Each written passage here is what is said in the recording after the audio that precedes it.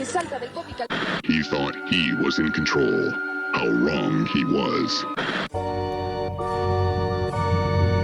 Come to the dark side, drive-in. It's the dark side, drive-in. Come to the dark side, drive-in. It's the dark side, drive-in movie club. From the deepest corner of the darkest universe, two brave hosts battle through nameless hordes of ghoulish monsters most foul, all to bring you the eternal glory of the Dark Side Drive-In.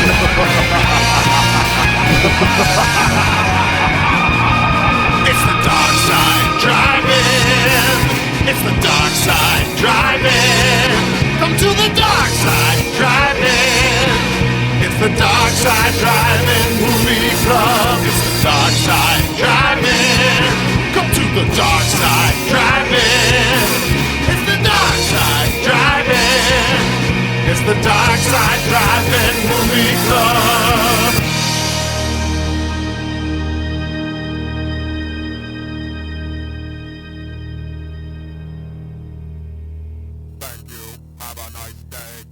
Greetings, ladies and gentlemen, and welcome to another horrifying, glorifying, and shock glorifying episode of the Dark Side Drive-In Intermissions.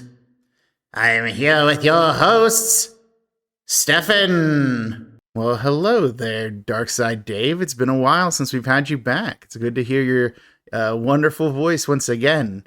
Flattery is excellent. Continue to do it. And also, Sheen.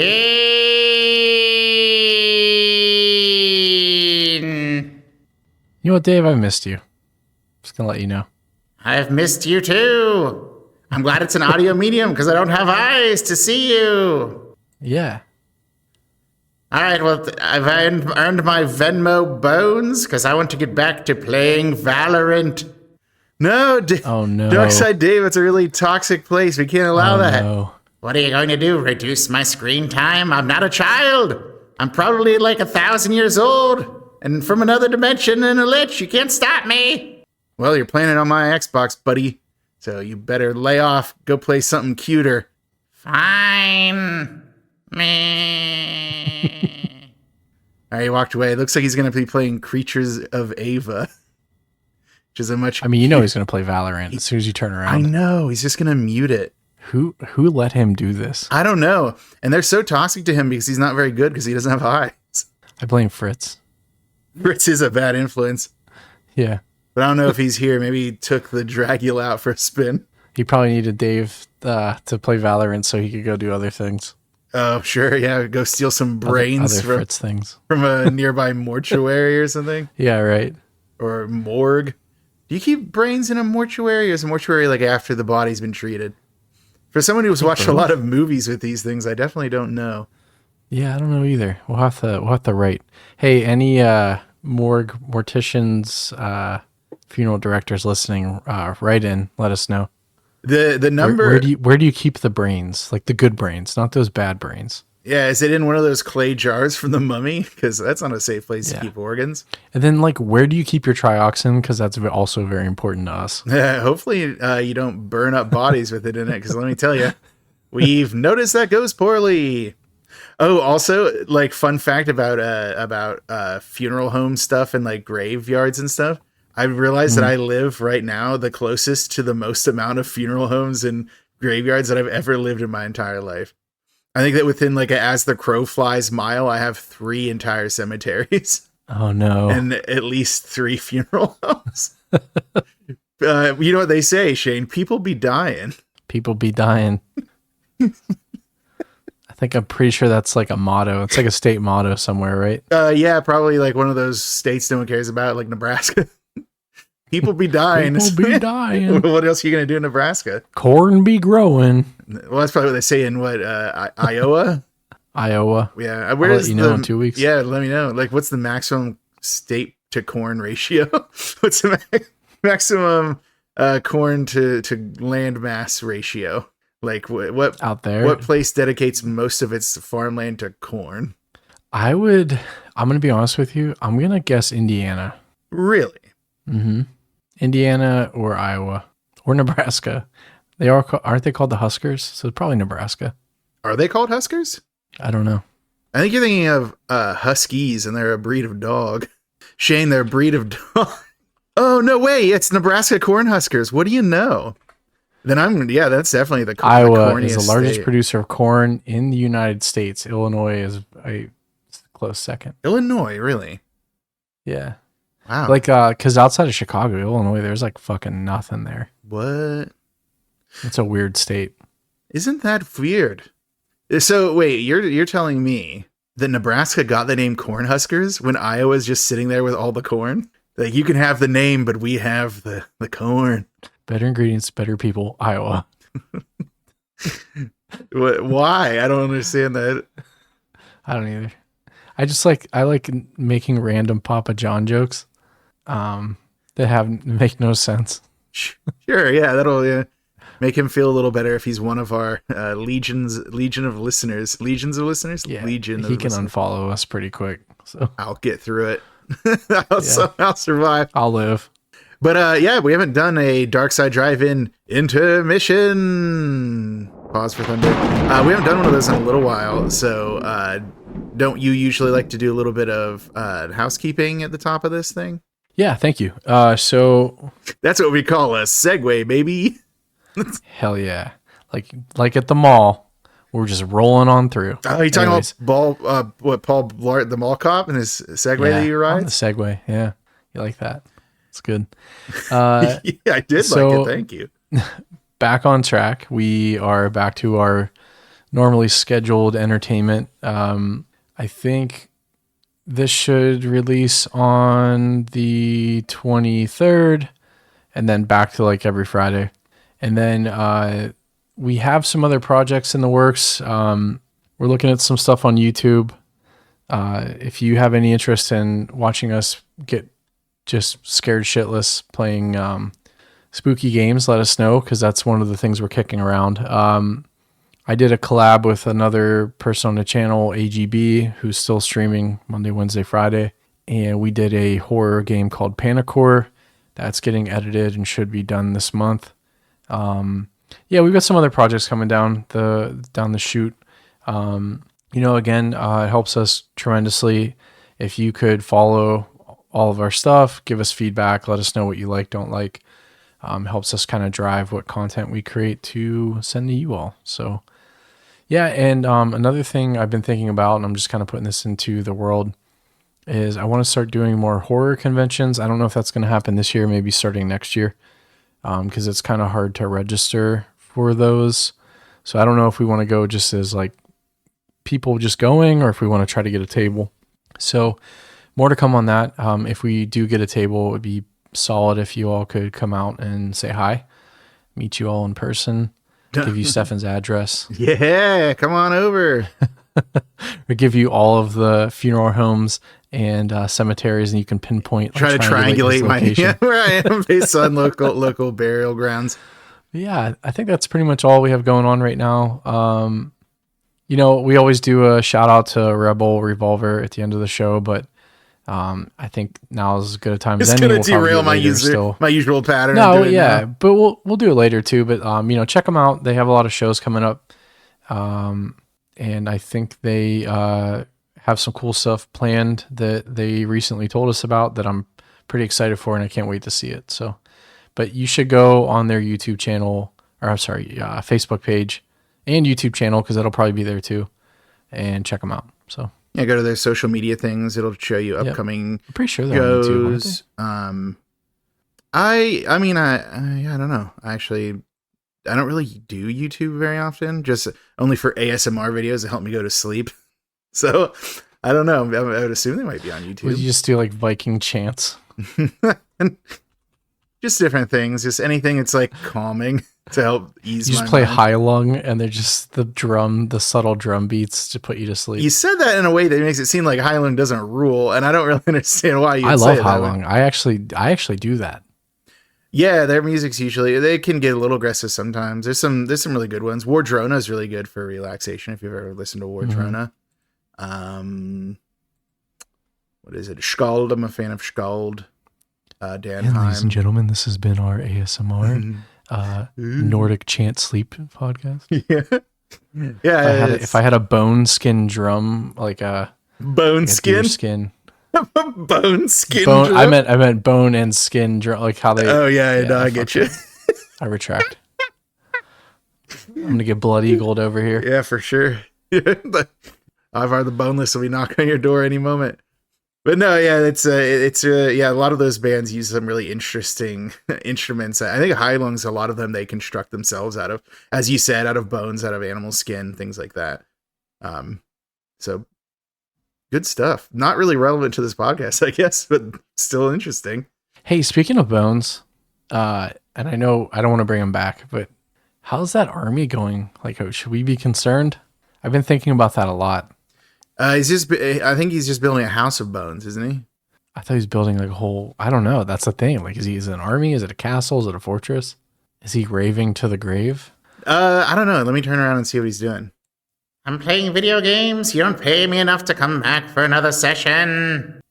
I am making bone instruments so I can raise an army of skeletons to be a band. A skeleton marching band. It's going to be awesome. Wow, that's really cool, Dave. I mean, that's a good use of your mystic powers to make a skeleton marching band. How original of you, Dave. I'm going to do it at Halloween. Or maybe some Halloween. Not this one. It could be 100 years, maybe even 1,000. Maybe there won't even be Halloween anymore, but I'll remember. That's true. You'll remember. You'll still, like when the sun's burned us all out and the earth is but ash, you'll be standing there in the cinders with your skeleton band. Yeah, that's true. Anyway, bye. I'm going back to the video games.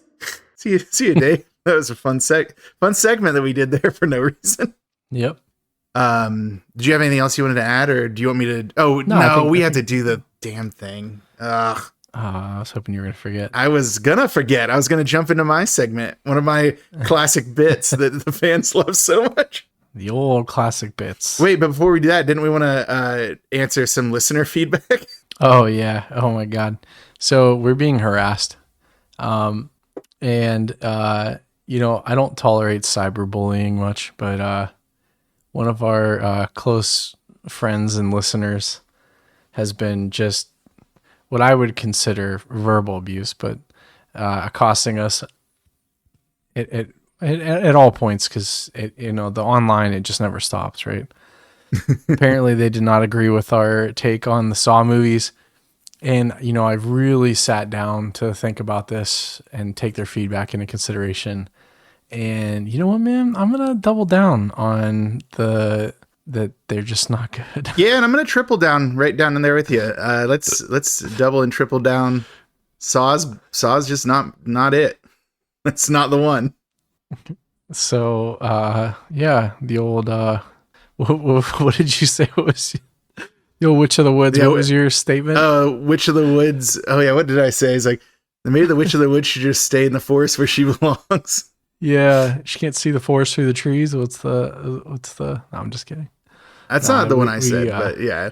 No, that's another one. Yeah, but no, it was some solid points. But maybe we'll get into that later. But we're gonna double, triple, quadruple down on that. So, and we have the platform, and yeah, so have fun with that. Scream into the ether. But no, it's we're going to be all in jest. We're going to be contacted again. Yeah, by an attorney. This time a cease and desist. Yeah. From Saws? She'll hire Adam J. Baker Esquire. That's the other thing about the Saw franchise. Like, why is it called Saw? Like, not like it started out with the saw that the guy used to cut his leg off. Right, because the first one made sense. But like, why do all the rest of them have to be called Saw? Even the one Spiral from the Book of Saw or whatever that one was called with what was it? What was that? Chris Rock was in it, right? Was that one? Like, is that Jigsaw? Well, it's the spiral's like the symbol or whatever. but like but Spiral from the Book of Saw or whatever. There was one called Jigsaw as well, but there's also one called Spiral. That's what I mean. Like even they gave up on the name of Saw from time to time, and then they realize they don't make as much money if they don't call it a Saw movie. So then they just bring the title back, and then bring back Tobin Bell and be like, "Hey, put on a backwards hat and pretend you're younger."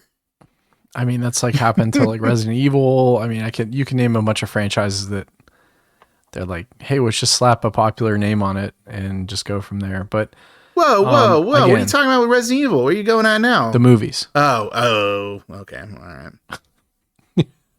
Yeah, walk you back a bit. I'm a known hater of the If the Resident Evil movies have no Coming haters, in hot then I'm there, dead. pal. Coming in hot there, dude. No. That's why I think the only one I like is what was it, Armageddon. If I've said that on the podcast before, Resident Evil Armageddon is like the only one of those movies that I actually like. Because it's the only one that almost follows the games a little bit. That one's not that bad. I actually like that one. Yeah, even though they try to bring in like the trying to shoehorn Alice into every single one of them is what kind of like makes it difficult. Like, because look, Mila Jovovich or gotta get that Lilu money, right? Jovovich, yeah, Lilu Dallas multi-pass. But no, like I get it. Like Paul W.S. Anderson, he loves his wife. He wants her to have roles. It's like the Rob Zombie effect, you know. But like, you don't have to like build this like the entire. Okay, hold on. The entire what? Okay. I was just getting going. You stop me? I know. I'm gonna. But look, we cannot compare Mila Jovovich to Sherry Moon Zombie. No. And even Paul W.S. Anderson, for his faults, he has, Event Horizon at least. He can say that he did that, and no one can disagree with it. Yeah.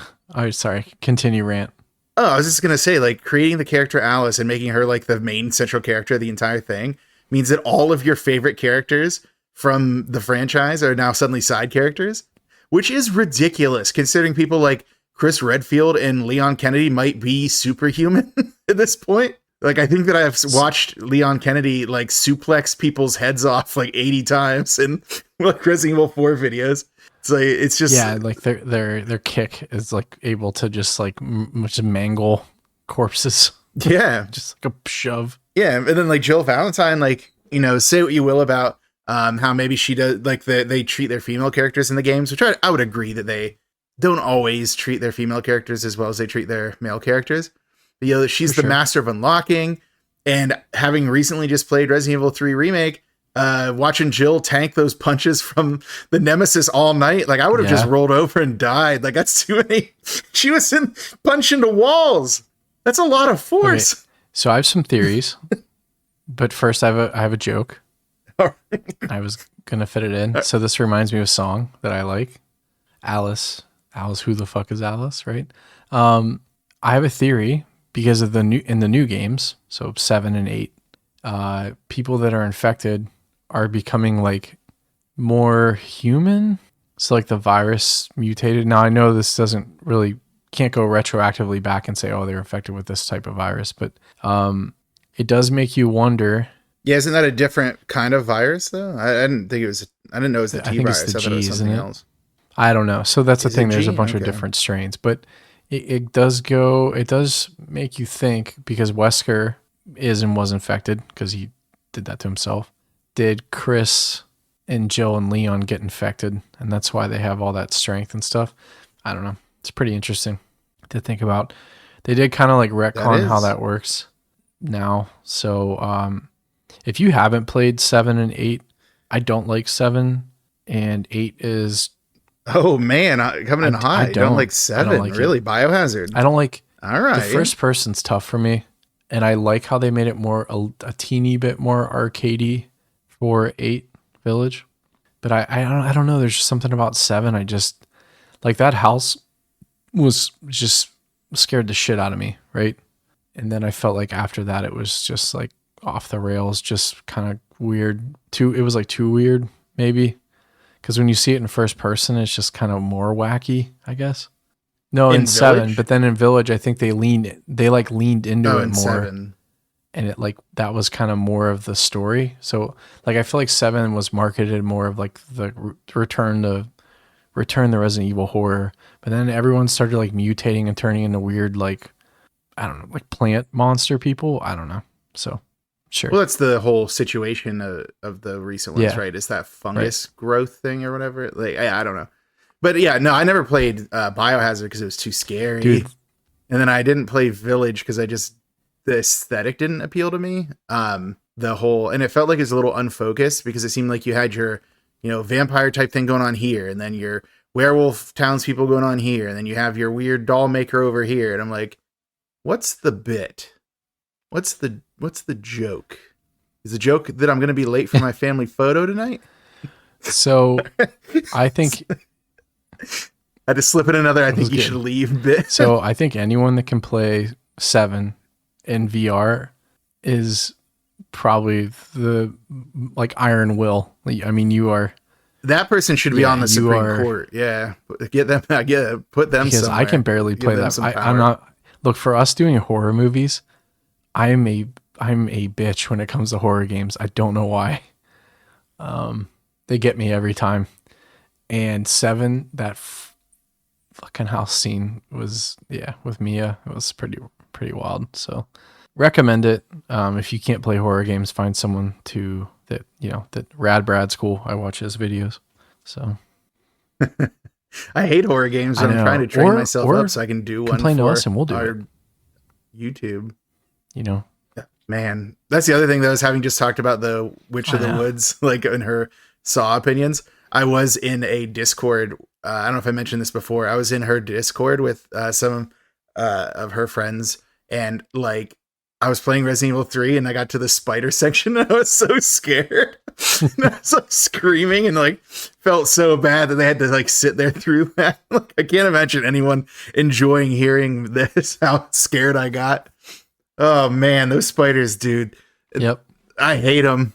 The way they put their weird tendrils in your mouth and lay their eggs in there, and you have to eat a plant to throw up the eggs. Yuck. Gross. That's how real life works. So, but I think we've strayed away from I know you're stalling.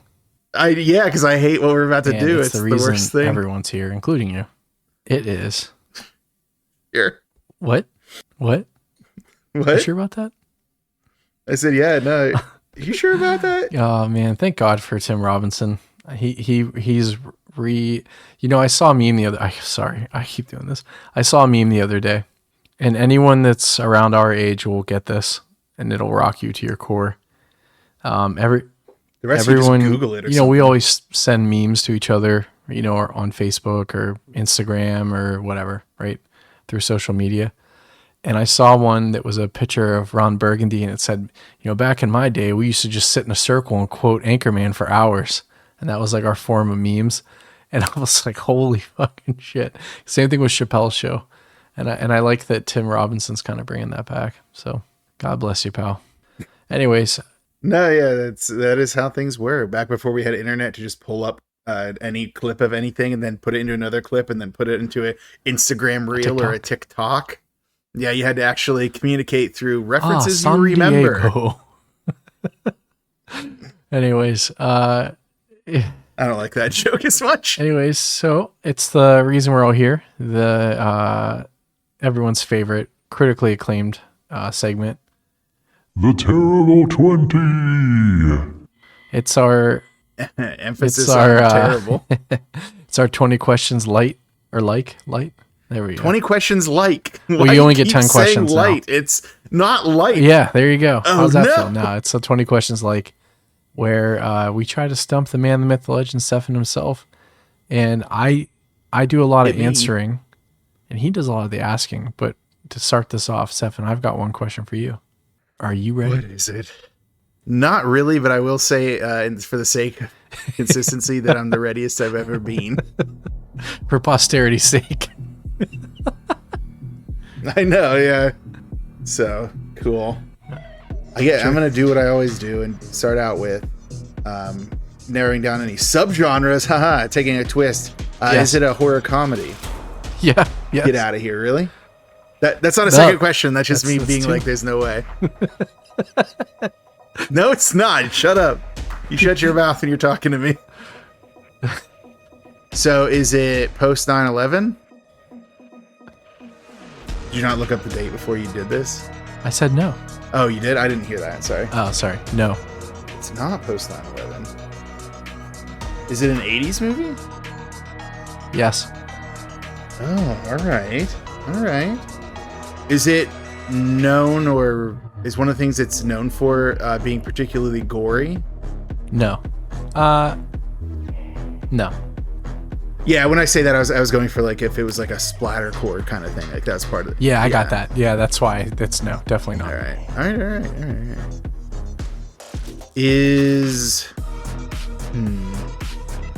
Is it a director that we've done before on the show?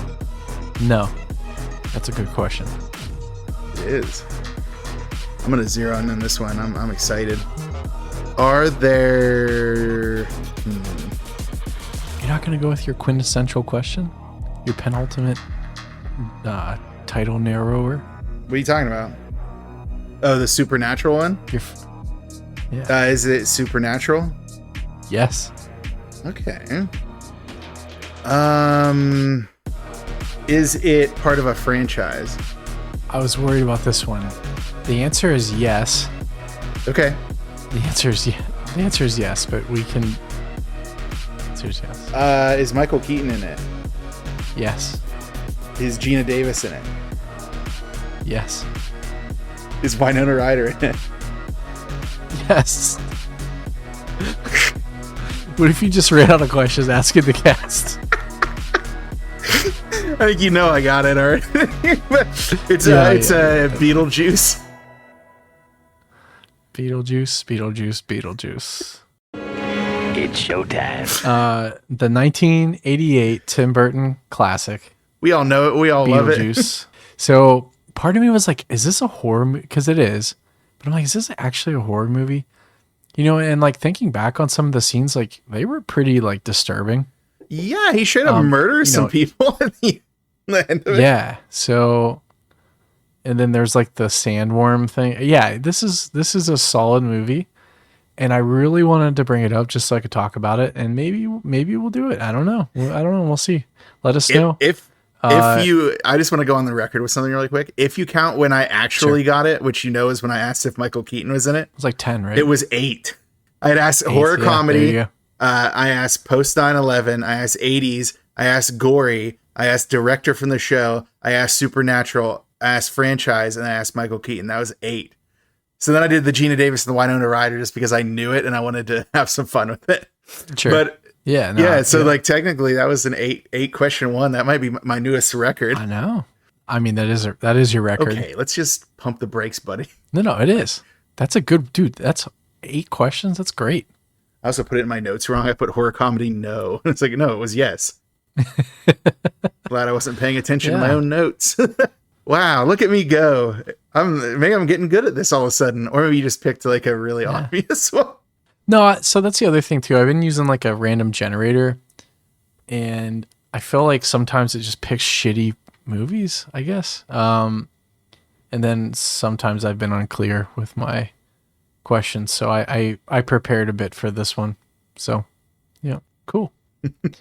Well, that was our terrible 20. Terrible 20. A little less terrible that time because I didn't just sit there and writhe on the end of the hook like a worm about to go into the depths to be used as bait for a fishing expedition. Yeah, and if you fellow Pud Brothers have any good suggestions, let us know. Pud Brothers. Is that going to be a bit now? It's going to be a thing? Say Pud Brothers. It's some kind of saying. I feel like if we have fans, like a growing fan, I Pud Brothers is a good one, but I think Chudologists are my favorite. Or just Chuds. Chudologists, just Chuds. I'm so excited because my Chud t-shirt came in yesterday. I have it now. Is it good? Oh, it's amazing. Yeah. Post that shit and tag me. Post it where? On Instagram. Oh, yeah, I guess I could do that. Get your shit together. I just always buy horror t-shirts and just wear them out in public like a regular person. Also, by the way, a really funny thing. Lately, I've been wearing my Critters and Critters 2 shirts out and about when I go places. People are bananas for them.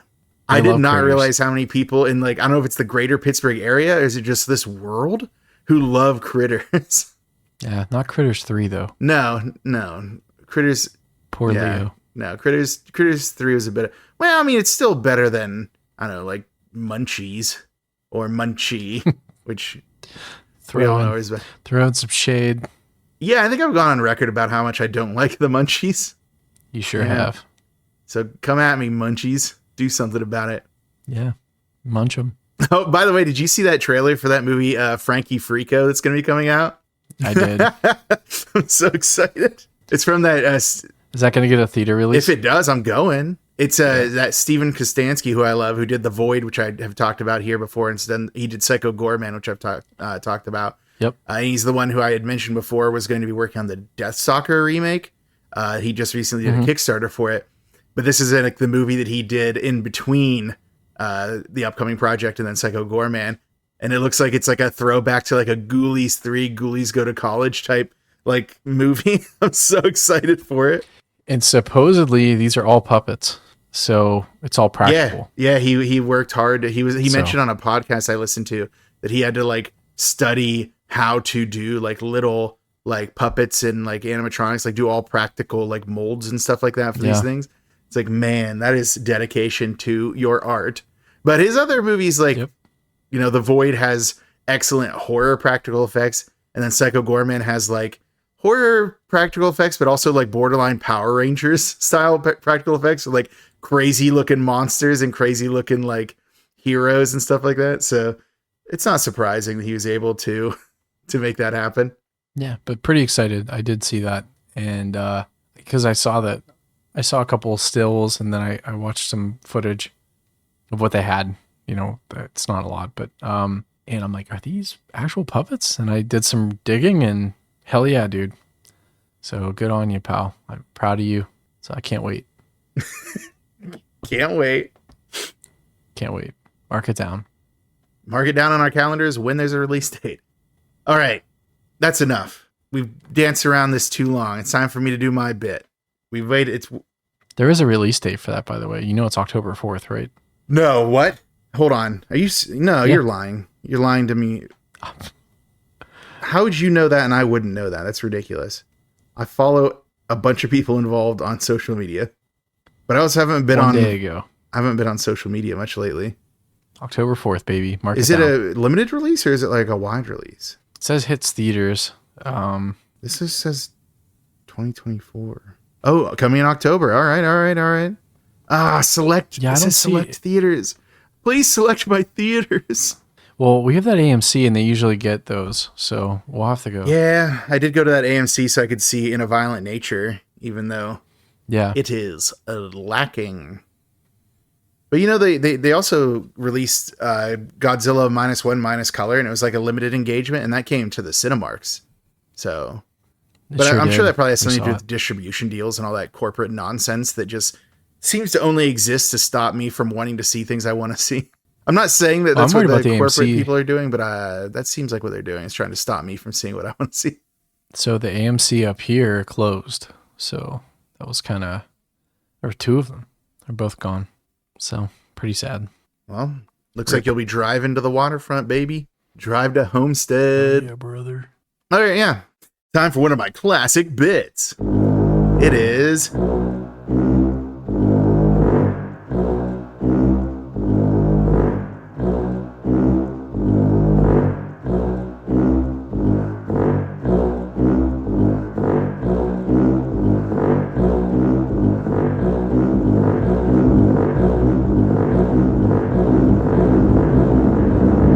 Everything is Jawsome.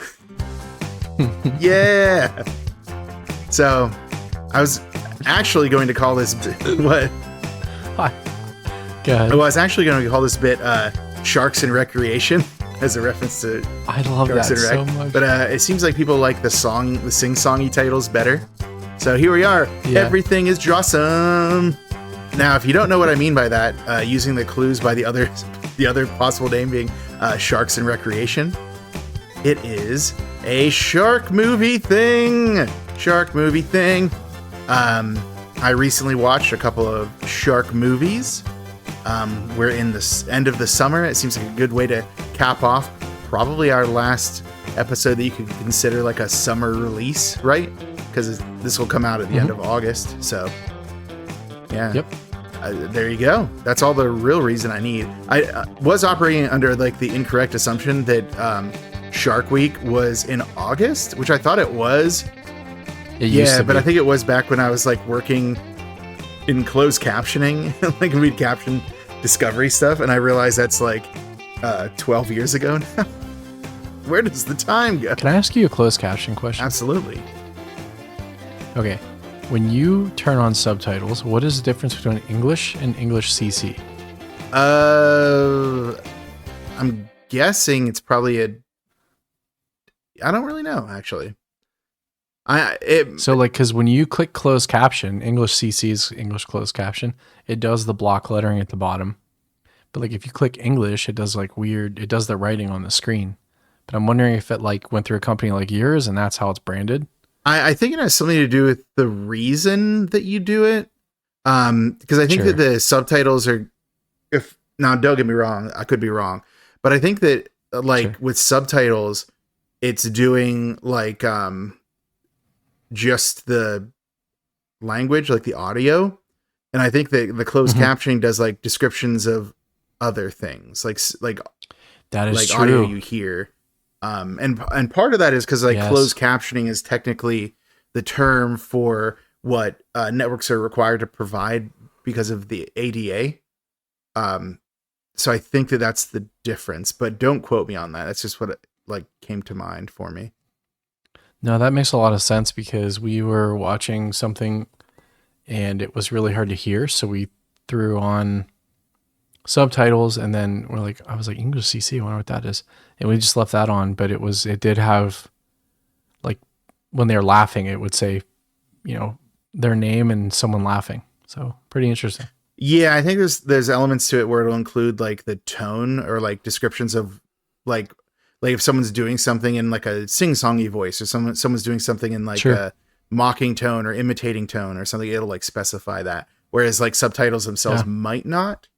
It doesn't mean that they don't have to, but I think that closed captioning, if it's considered closed captioning, it has requirements by the ADA, so it has to include a certain amount of description, I think. Because what I worked in was closed captioning. We didn't call it subtitling, right? And we had to include anything that anyone who couldn't hear would have heard in the audio, which would make it kind of complex sometimes, but also sort of interesting too.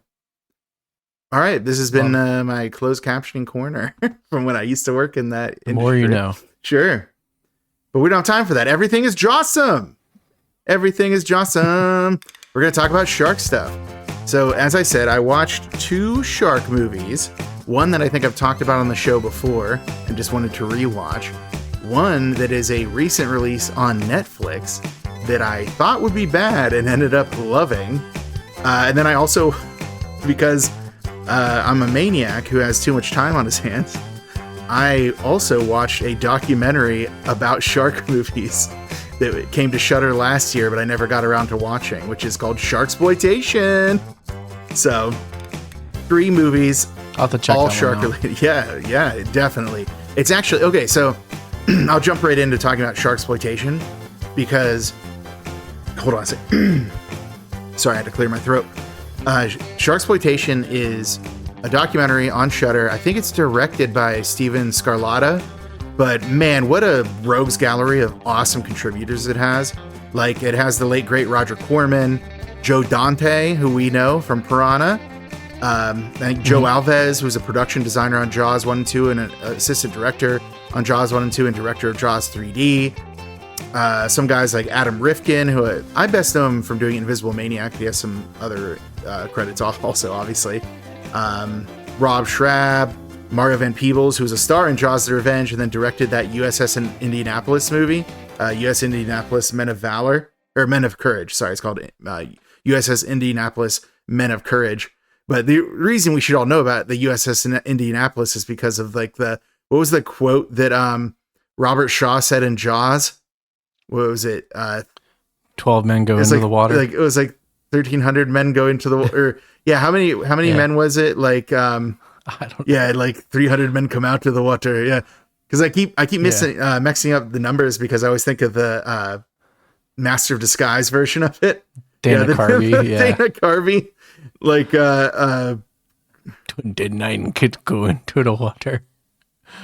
ice cream men take the rest. Yeah, so but yeah, so like he was a director on that. What was it? So many contributors to this thing too. I guess I don't need to go through all of them, but there's like some really interesting ones like Rebecca McKendry, Paul Bayless, Andrew Trocchi, Misty Talley. A lot of those latter ones like have those like low budget shark movies like Santa Jaws and Sand Sharks. Like, I've been working all those like weird ones. It's like, who's watching this? I'm going to tell you right now, Shane, who watches it. I do on Tubi. I watch all of these shark movies. Noah's Shark is one of them. Toxic Shark, Alien Shark. Okay. Noah's Shark. Yeah, Noah's Shark.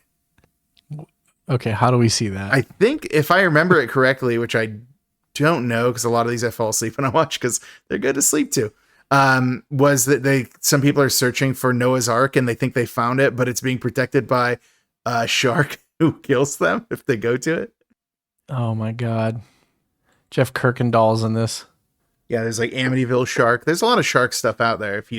If you're looking for it, you will find it. But then there's some other people. Dr. Emily Zarka, which I bring up because her credit on screen was professor and monster expert. I was like, whoa. How can I be on something and be credited as a monster expert? Because let me tell you, buddy, I have some bona fides up in here. One of the more interesting people was Wendy Benchley, who is there in place of Peter Benchley, who's obviously deceased now. But they also had some like archival footage of Peter Benchley talking about Jaws and everything like that.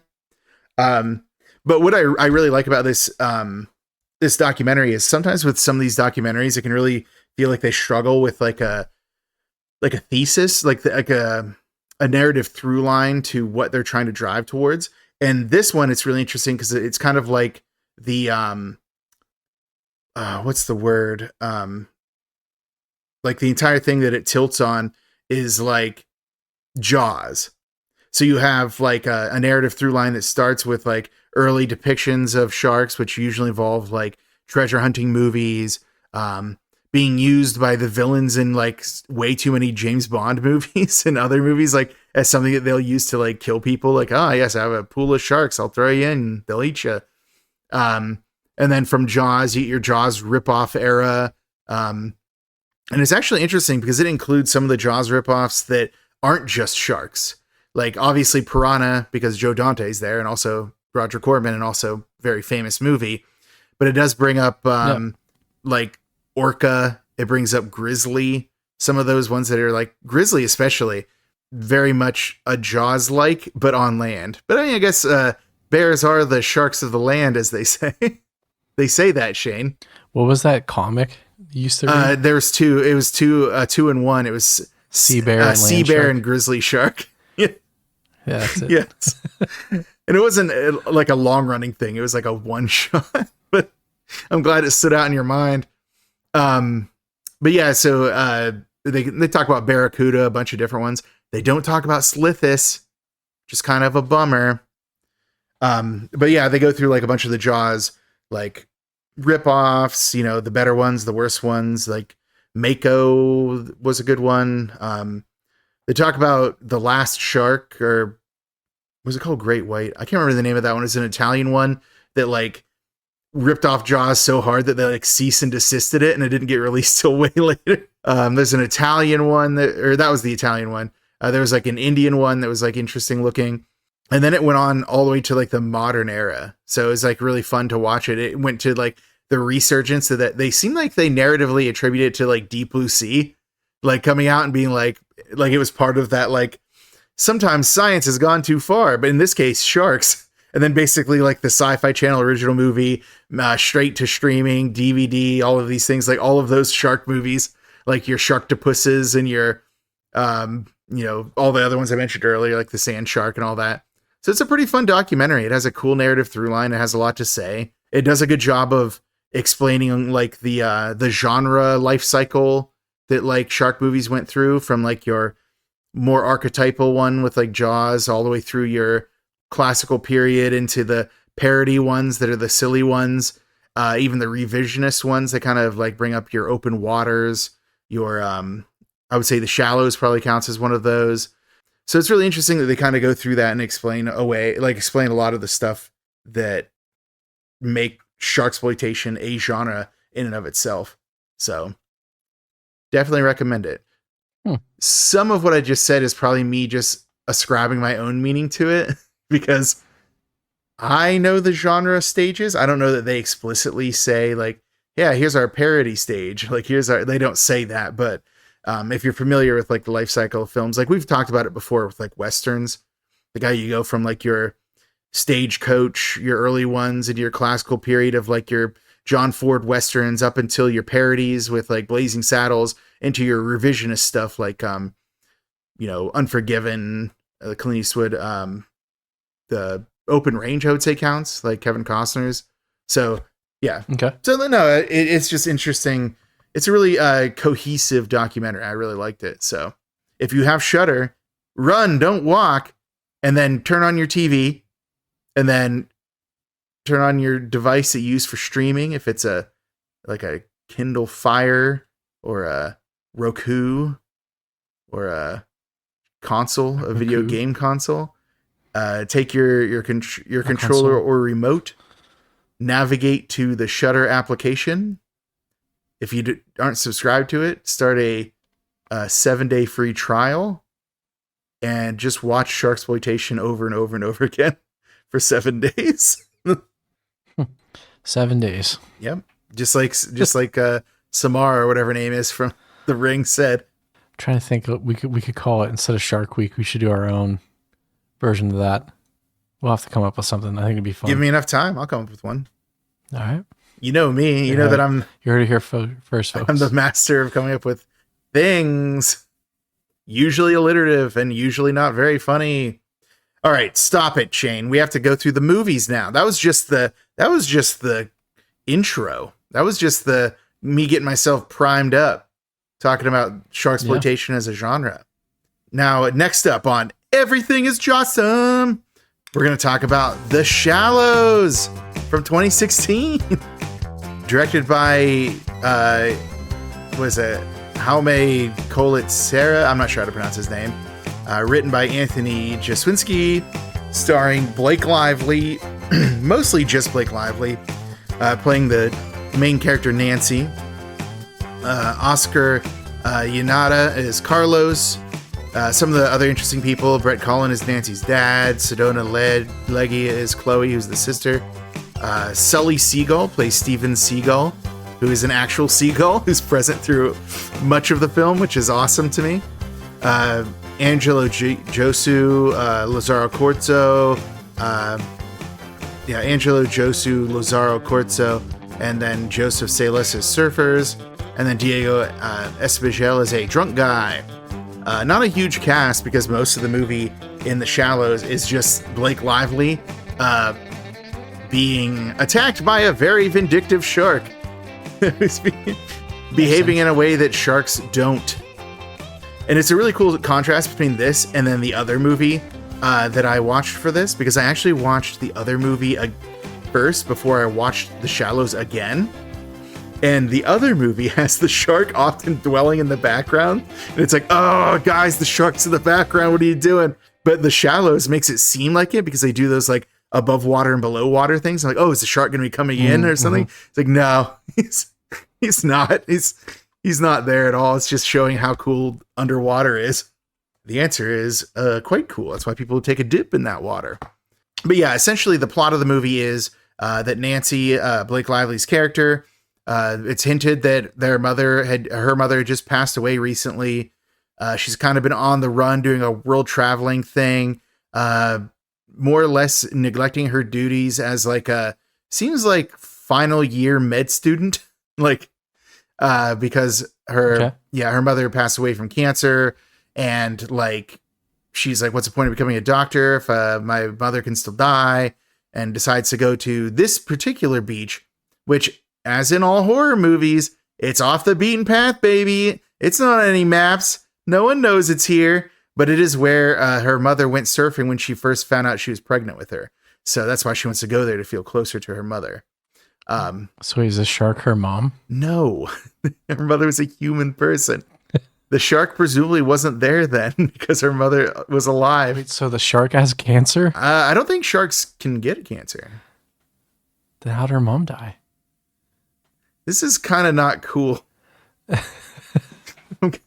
Hopefully you cut this bit. This is not a good bit. Why? That was funny. All right. Someone laughed. Sure. Hey, Witch of the Woods, if you laugh at that, I'll go back on one of the 8 or 9 Saw movies. Yeah, she's the most likely person to laugh at that joke. So what was it I was saying before you rudely interrupted me with way too many questions about cancer? Oh my god. Oh yeah. So this beach, it's interesting because it seems like the local Carlos who guided her there is very like dodgy about what the name of the place is. Like, oh, he's not going to answer what the name of it is, like, or whatever. But it doesn't matter because, Nancy gets there. She starts surfing. There's 2 local surfers, or I don't know if they're local or not. But because I don't know where they're actually at for this beach. But because I thought they were in Mexico, but I think that the 2 surfers she meets speak Portuguese. So maybe it's Brazil. So yeah, Brazil. it could be Brazil. Yeah. In any case, she surfs with these guys who at first she's like, I don't know if I trust these guys. And then they end up being cool. So they surf together. And she's like, I'm going to go out and do one more wave. And then these guys are like, it's getting late. You better not do that. And then she's like, no, I'm just going to do one more. It'll be fine. So they go in, they pack up their car. They're heading out. But Blake Lively, being the suspicious type, finds or not suspicious, more like curious, I guess. Being the curious type, has a group of dolphins who fly by her. It's a nice fake out for us, thinking it's the shark coming after her from underwater, but no, it's dolphins. Nature's most playful rapists. So she like follows them to where they go, and it ends up being the corpse of a clearly destroyed humpback whale. And it's obviously stinky because Blake Lively's like, yuck, that's gross. But then as she tries to swim away, she gets shark attacked. Should I say? Who would have guessed? Who'd have thought? I was rethinking, should I have said the part about dolphins as the world's most playful rapists? Because here's the thing. They are one of the few creatures that are... They really are, though. That sexually assault people. But anyways, so she gets attacked by the shark. She's like, oh no, this blows. Shark bit me. She climbs up onto the humpback whale, which gross, but you got to get out of that water. And tries to, wave to the guys who are driving away in the Jeep. Doesn't work. They're gone. They're out of there. Eventually the shark just starts to pull the whale out to the sea, I guess, to feast upon it or eat her. It seems like the shark is like particularly invested in eating her. It ends up attacking the whale in such a manner that it's trying to get to her. It like kills and injures a couple of seagulls. So, Blake Lively swims to like this little island that's nearby. She steps on some fire coral. Ow! The guys warned her about that. Why would she step on that? Well, she's panicking. She's being chased by a particularly vindictive shark. Boom. Now it's just her on this little island that only stays out above water during high tide. And she's joined by Steven Seagal, a seagull with a dislocated wing that is clearly injured. So it's just her and the seagull. It's probably the coolest seagull guest star of any movie since The Lighthouse. Steven Seagal? No.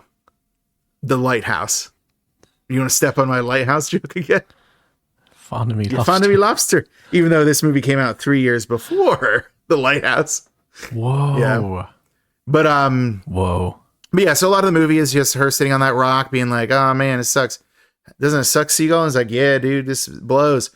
And then eventually, like, some drunk guy shows up to the beach. She manages to wake him up and get him to like go get her stuff. He steals her stuff and goes to leave, sees her surfboard, goes to swim out to it, gets bit in half. He's done. He's toast. The 2 guys from earlier come back. She tries to warn them about the sharks. They're like, there are no sharks here. and then they swim out. They get killed by shark. All right, cool. Shark carnage. If you wanted it, you get it. I should mention that during that time, like her as a med student comes into play because her leg is like all messed up because of shark bite. So she has to like use jewelry she has on her person to like suture together her wounds. It's a pretty gruesome scene, actually. It's pretty fun. So were the effects good in this? Because like I'm seeing a lot of still images of the shark. They look okay. I mean, they look okay. They're very sparing about how often they show the CG like dated shark. Yeah, it's definitely dated. But they do a good job of like showing the shark from a distance. I would say the times when it gets up close, it's kind of rough. But the gore effects, I think, are really good. Like her leg is like nasty looking. Like she later gets like stung by jellyfish. It's gross looking. Like her leg is getting gangrenous, so it's getting discolored. There's like one point where like she has to like restore like circulation to her foot because it's losing circulation. All of those are excellent looking effects. It's really cool. And I won't spoil how the movie ends, but I will say that my only real complaint with it is I don't think it trusts the viewer quite enough, which is kind of fair considering Americans are some of the dumbest people on earth. So like there's a lot of times where she's just like, narrating something, like saying something about something that she sees or is thinking. And it's like, I could tell because you looked at it and the camera emphasized it that that's what you wanted. But again, we're trying to play to a large audience, so she has to like say it to no one in particular, I guess, except Steven Seagal. Maybe she's letting him know what she's thinking. And it does kind of at the end become almost too much like the shark is like actually out for her and her in particular, to the point where you'd think it could find like easier prey elsewhere. Like, I mean, Blake Lively is not a big feast. Like, can't imagine this is going to be very, very good. But that shark was dedicated to it. It must have hated Ryan Reynolds and wanted to cause him some pain. But in any case, yeah, The Shallows, excellent movie, except, Shane, it's not on Tubi anymore. It's now either you have to pay to rent it somewhere, or you have to have Stars. And let me tell you something about Stars. Stars hasn't been good since Spartacus Blood and Sand was around. So, yeah, don't get Stars. Just don't do it. Wait till The Shallows comes to a reasonably priced or free streaming service. So I'm really sorry that the timing worked out that way. I usually like to recommend things that are available to our listeners easily. But here's the thing. I also have it on DVD. So just, message me. I'll let you borrow my DVD if you really want to watch The Shallows before it comes to hopefully a good free streaming service in the meantime. So sorry about that. I've talked a lot about The Shallows. Do you have anything you wanted to say about it? No, I think, eagle-eared or bad-eared listeners would remember we did a trivia question about this, I think within our first 10 episodes. Or not 10, I don't know. It was one of the first questions we did. And we spoke highly of it then. I think it's cool that it still kind of holds up. I'll have to definitely watch it. I was trying to watch some of these before, and this is nowhere to be found. So, well, there's nowhere that I'm going to find it. Let's put it that way. Other than borrowing my DVD. Right. But no, and honestly, though, on a rewatch, I was worried that it is kind of a slow burn. It's very minimalist. So I was really worried that it wouldn't hold up as well. But the tension is very good. The beginning is a little tougher because now the shark isn't going to show up until after the humpback whale thing. So it's like, oh man, there's a lot of character building. But it's also important to establish your character before you start attacking them with a vicious sea creature. So fair enough. Right.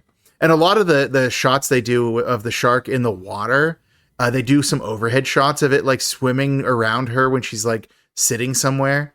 When she's on this little island, and after it gets underwater, she goes to a buoy and she's seeing it going around her. It's pretty interesting. It's those parts of the CGI hold up really well, in my opinion.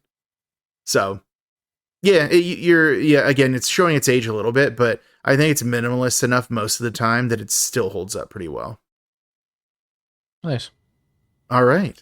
Next up, the next one on Everything is Jawsome, on our shark glorifying episode of the Dark Side Drive-In Intermission.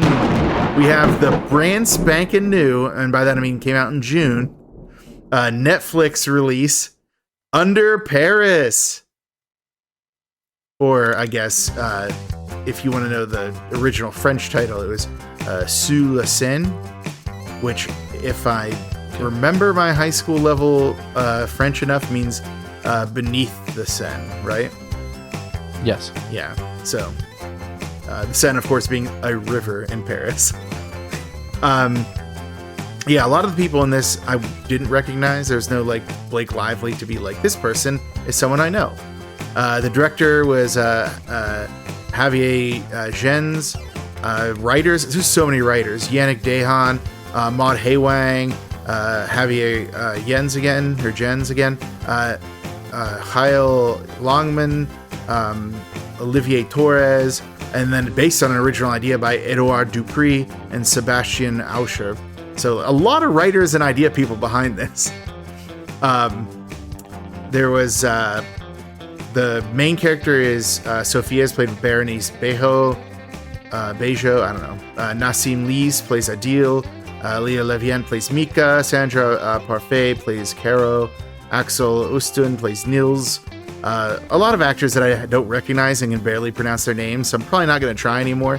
Other than Anne Miravane is the mayor, because not since Jaws has there been a worse mayor than the mayor in the mayor of Paris in this movie. My God, she just wants her people to get devoured by copious amounts of sharks. Yeah. It's kind of crazy. So get down there. Which is why I actually liked that these were the two movies I chose before I watched Sharksploitation, actually. So watching Sharksploitation, they talked about the elements of like a Sharksploitation movie, which is you have somebody who's a searcher for truth. It might be a scientist, a reporter, something like that. You have somebody who will help them, a shark hunter, a law enforcement officer, somebody like that. You have some people in power who will not allow them to warn anyone about it. It's a mayor, a police chief, that kind of thing, harbor patrol. And then you have basically like a slew of victims that eventually, that at first the people in power try to put on the searchers for truth and the law enforcement that are helping them. And then eventually it becomes so bad that there's either so much of a like bloodbath at the end that it becomes no question who's to blame, or the right. People in power that made it happen also perish. And I kind of love that as being part of like the template of a Sharksploitation movie, because number one, it works out so well in so many different movies we've done. Not even just like Sharksploitation ones. Like obviously Piranha, it works. In Slithis, it works, which I consider a Jaws ripoff, but it works in like Chud. You know, like it works in Maniac Cop. So it's just such a fun template to play with. And this one like definitely does it. So basically Under Paris, you start out with a group of marine biologists or something like that, led by our main character, which is what's her name again? Sophia. So Sophia is on a boat with like her husband and their team, and they're out at like in the Pacific. There's like this trash island that's out there. So immediately you know there's going to be like environmentalist, like ecosystem based undercurrent to this thing. It's going to become very important as we go. So they're out there tracking a specific mako shark that they had put a tag on, transponder on. And they find that it is going to be located nearby in this trash thing. So the guys all suit up. They're going out. They need to get a sample from this shark, which is named Lilith. Which, by the way, if you're going to name your creature after like what a demonic mother of monsters, you're probably going to end up with a monster shark. That's just how science works. I feel like that's how Belial. Right, Belial. This is like a pattern. Why name your kid after a demon unless you expect that to happen? It is kind of that's a fun bit of comparison. But yeah, so like they're all down there, they're like waiting for the shark. They're approached by a group of mako sharks, and they're like, oh, these are all female sharks, and they're hunting in a pack. That's weird. And then suddenly Lilith is there, and she's like, they last saw her, she's 2.5 meters long. Now she's like 7 meters long, and a huge monster of a shark. Rather than taking this as an opportunity to, I don't know, get out, they decide to try to get like a blood sample from her. She reacts poorly, massacres Sophia's husband and the entire team. Sophia goes in to try to, I don't know, fight it for some reason. She gets tangled up in like a net, gets pulled down, goes through a bunch of decompression pressure illness. Like her ears bleed, she's bleeding everywhere, but she survives. Cut to 3 years later. She's now working in an aquarium. And a lot of people are not very sensitive about the fact that her entire team got massacred. There's like a bunch of kids at a field trip at the aquarium while she's giving a speech about like, fish stuff as you do in an aquarium. And they're laughing because they're watching a video of her like friends being murdered by sharks. I'm like, hey guys, like why do you have to be so uncool about this?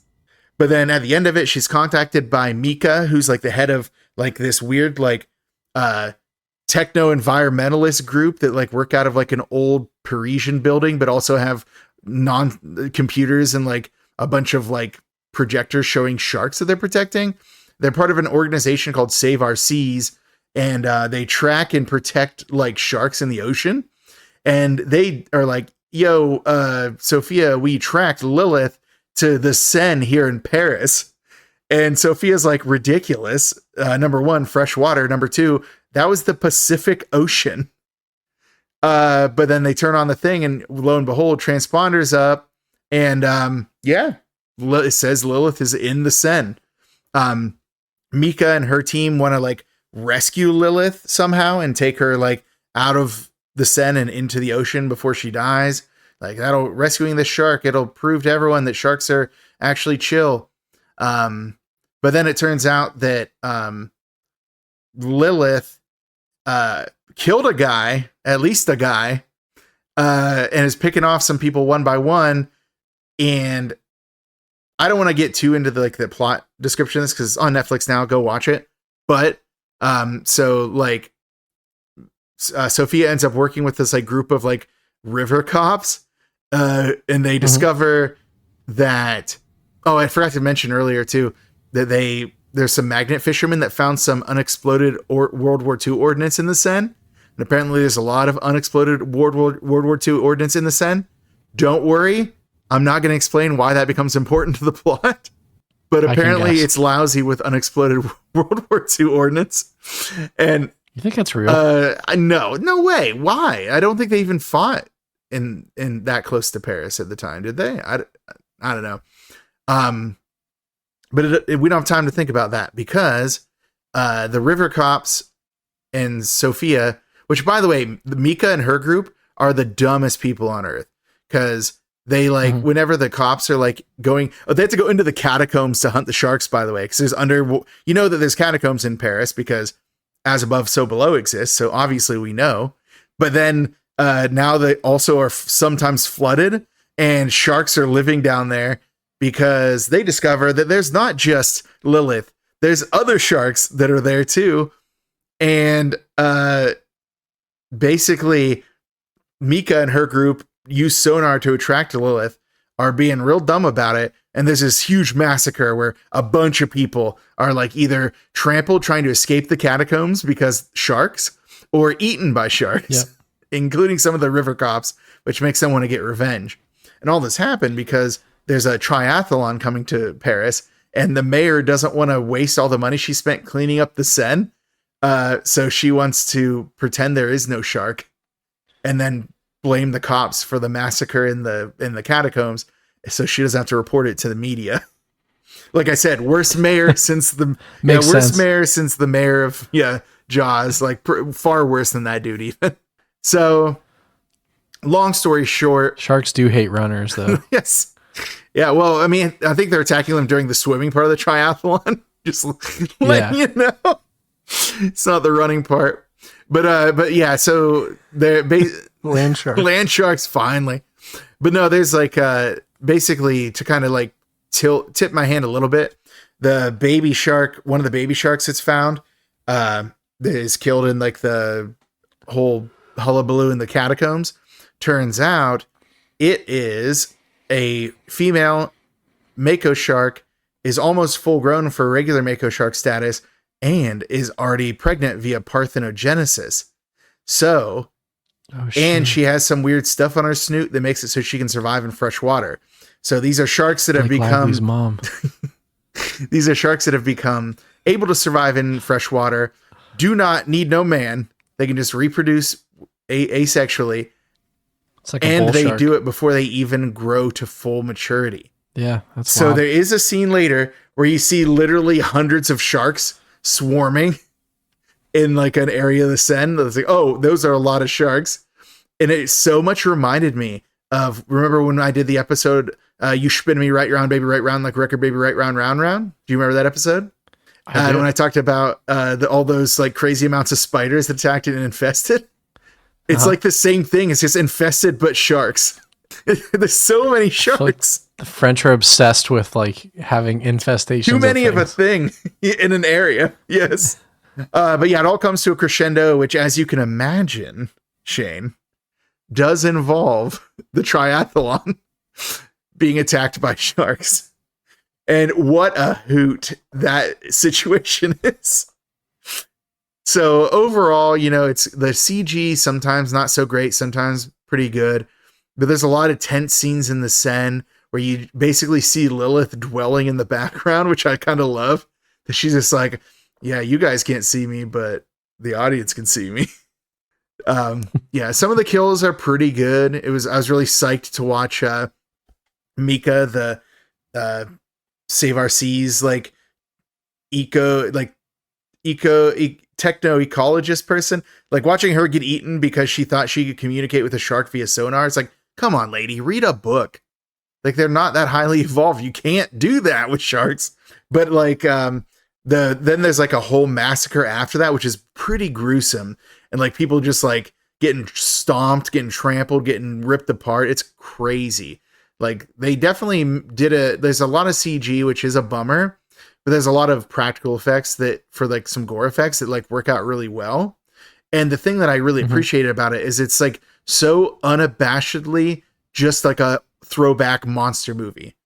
Like, if The Shallows is more like a revisionist shark movie, like changes up the formula, does a little bit different things with it, Under Paris basically adheres to it to a degree that it's like, oh, you're just gonna do that. You're just gonna do like the bad mayor, the good cop, the put upon traumatized researcher who's on a quest for you know, helping people. Like, it's so prototypical that it's like almost comforting in a way.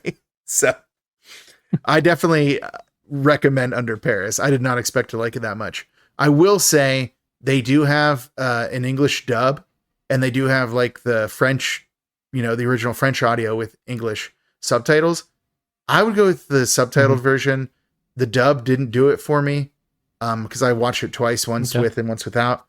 But yeah, if you're somebody who just can't do subtitles, if you need that English language audio thing, by all means. Again, it's not the end of the world, but I really think that some of the essence of it's lost with the dub. So there you go.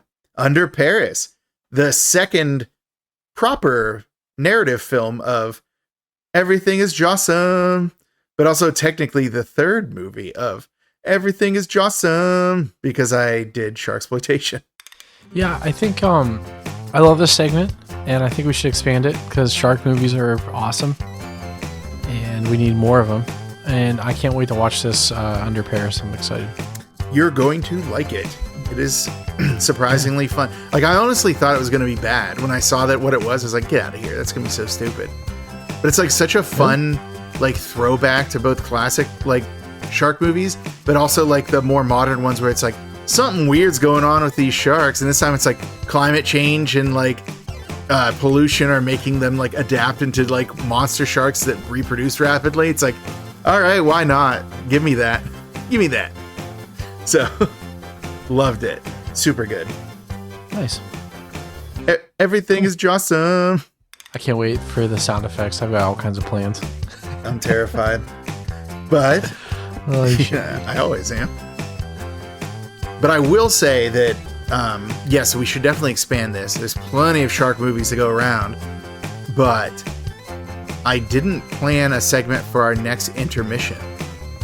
So I don't know if you solicited at the top of the episode, but if any listeners have any feedback or if you want to do another ranking segment or something, like we did with Friday the 13th, open to ideas. I can't just be over here coming up with song parody names. I'm not Weird Al. I can't do this all day. So feel free to give us some ideas on our social medias. You could make it really easy on us and just comment on the post about this episode, but we could also solicit with some kind of image or something too. Yeah. Okay. I think that's a good plan. I love it. Awesome. Or jawsome. Awesome. Jawsome. Jawsome. Jawsome. It is funny though that I said that bears are basically the sharks of the land, but we already have sharks of the land. They're called street sharks. Like Slamoo. I love that show. And I was thinking about that. Like you were talking about the documentary. Did they talk about that at all? Like any cartoons or anything? They kind of, they cover a lot of things. I don't know if they talked about street sharks like explicitly, but more like about like more modern interpretations. But actually, I can't remember now. Yeah. Because I did doze off towards the end of watching it, and then I rewatched it. Mm-hmm. But then I was also paying attention to something else. So yeah, let me get back to you on that. Okay. But did you have anything else for this Dark Side Drive-In intermission? No, I think we covered it. I was excited to just get back in the groove, and I love doing these episodes a lot. I like the other ones. I love the other ones too. These are fun. They allow us to kind of be a little more goofy, talk about things that aren't as like direct to the movie, right? So I appreciate all of you for indulging us going down this road. I know an episode a week is a lot, but we greatly appreciate your time and thank you for listening and supporting us. It means a lot. So any feedback's welcome and we appreciate it. But no, yeah, it's true. I enforce a strict code of conduct during the regular episodes. So yeah, no, that's not true. That's not true at all. But I mean, like we can talk about like video games that we're playing, and other stuff and newer movies. We're not, just kind of going to that, singular genre. So, all right, smoke. All right. Well, that means it's time for us to do our sign off, but we need to pry Darkside Dave away from the Xbox. It's like, no, Shane, he's playing Valorant again. The community's so toxic. No, we're gonna have to like limit his screen time. I know. Darkside Dave, this is gonna cut into your bones that you'll be Venmo'd. No! Mm-hmm. I need those bones for my band. A new part of my lore that has been added. All right, we're not going to complain about that. We have to wrap it up. It's getting late, so you go ahead and you do your thing. Excellent. I shall do it. This has been another episode of The Dark Side Drive-In Intermission. You have been joined by your hosts with loasts of ghosts.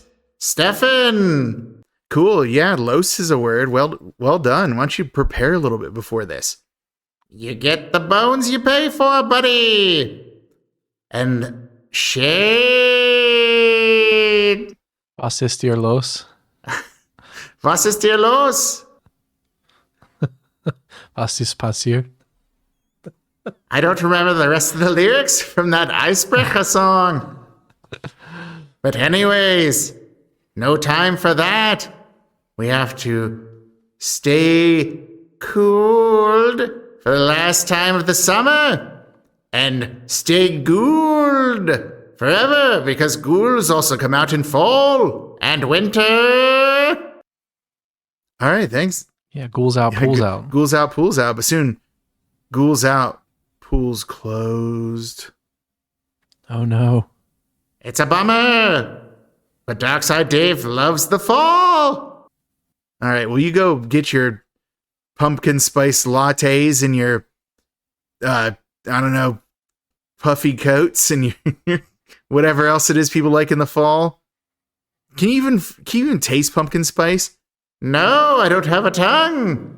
Which makes it very weird that I can enunciate words so much. It's probably some kind of magic thing. I don't know. We have to write these down eventually.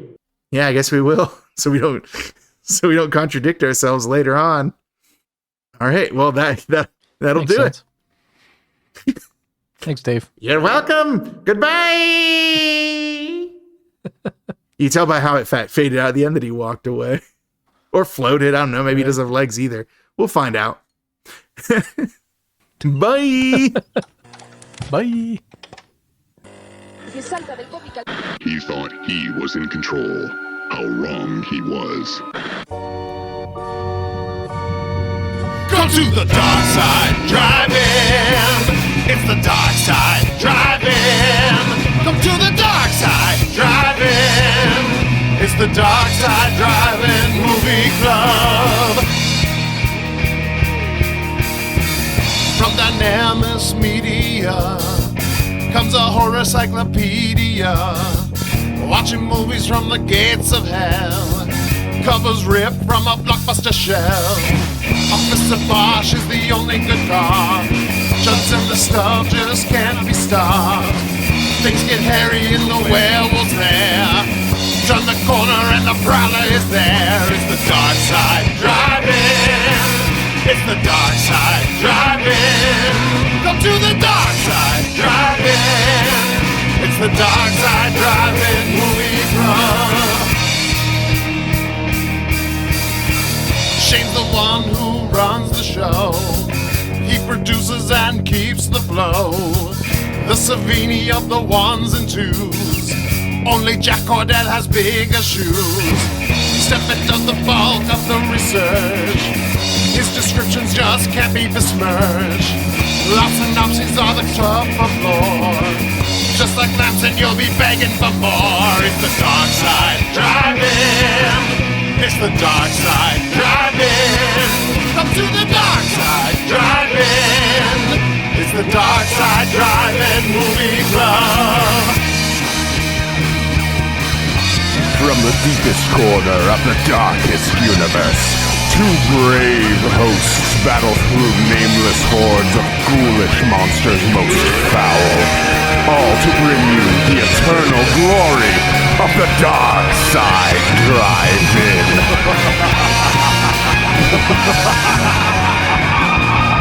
It's the dark side driving. It's the dark side driving. Come to the dark side driving. It's the dark side driving movie club. It's the dark side driving. Come to the dark side driving. It's the dark side driving. It's the dark side driving movie club.